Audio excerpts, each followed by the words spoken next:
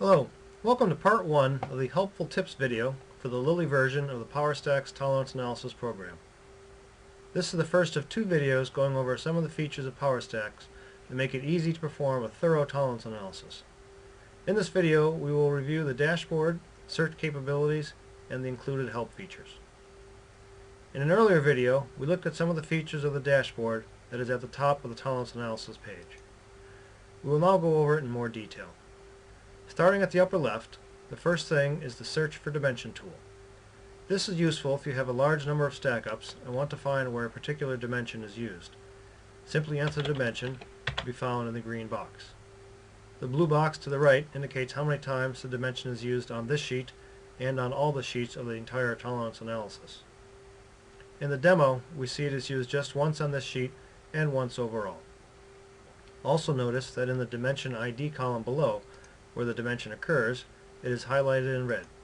If there were more occurrences, we could scroll down and look for the additional stacks that use that dimension. Moving further to the right, we see the Part Interaction search box. It works much the same way as the dimension search. One difference is that instead of entering the part interaction, it is selected from the drop-down menu. Once again, the number of occurrences on the sheet and overall is given, and the occurrences of that interaction in the stack-up turns red, making it easy to locate. Note that the Summary tab has a Search for Part Interaction function that operates the same way. Back to the tolerance analysis sheet, the next area to review in the dashboard is the defaults in the lower left section. Here, the defaults used in the tolerance analysis are displayed.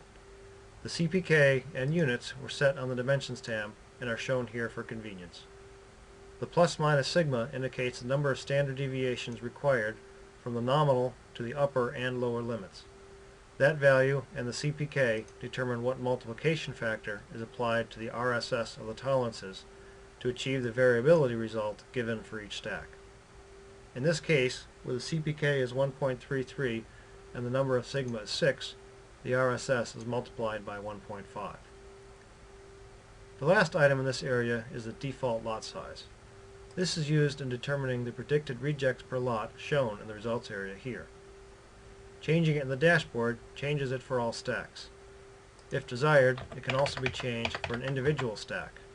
If that is done, the color changes to notify the user that the lot size for the stack is different than the default value.